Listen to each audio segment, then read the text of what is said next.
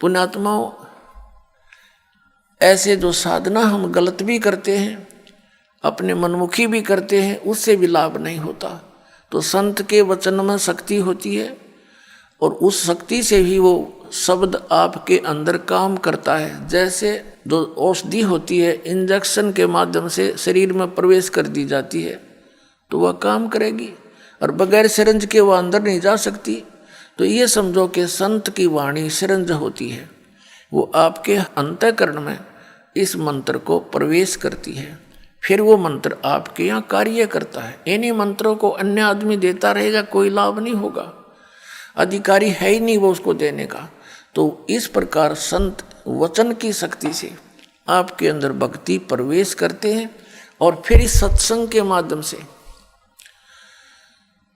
ये वाणी, अमर वाणी जो महापुरुषों ने बोली थी, उस वाणी को अधिकारी बोलता है तो वो आपके ऊपर असर करती है।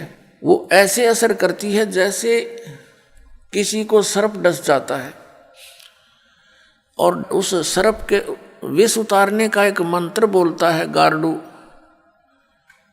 वो सपेरा, तो उस समय वो व्यक्ति मूर्छित पड़ा होता है जिसको सर्प ने काट रखा है। उसको पता ही नहीं ये बोलने वाला क्या वाणी बोल रहा है, और उसको बार बार उच्चारण करने से कुछ समय के बाद उसमें हलचल होती है, विष उतर जाता है, और न उस वाणी को वो समझता है कि बोल क्या रहा है। तो पुण्यात्माओं, ठीक इसी प्रकार हमारे अंतःकरण, हमारी आत्मा पे पाप कर्मों का विष चढ़ा हुआ है।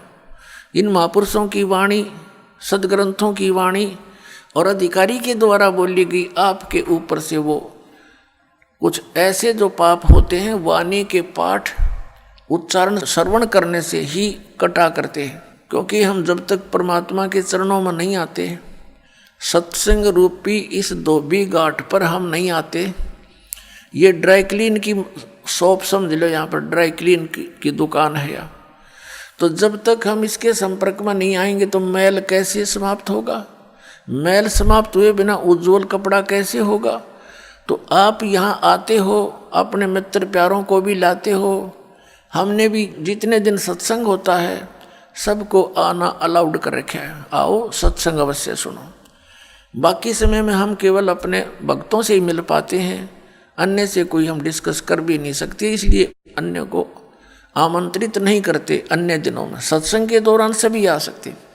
तो कोई मित्र, कोई रिश्तेदार, रिलेटिव किसी के साथ आता है तो चाहे वो किसी उसकी शर्म से भी आ गया, प्रार्थना से आ गया, किसी कामवश आ गया, तो यहाँ सुनेगा। वो चाहे अनचाहा बैठा रहे, उसके ऊपर भी उस गारुड़ के मंत्र की तरह असर हो रहा है।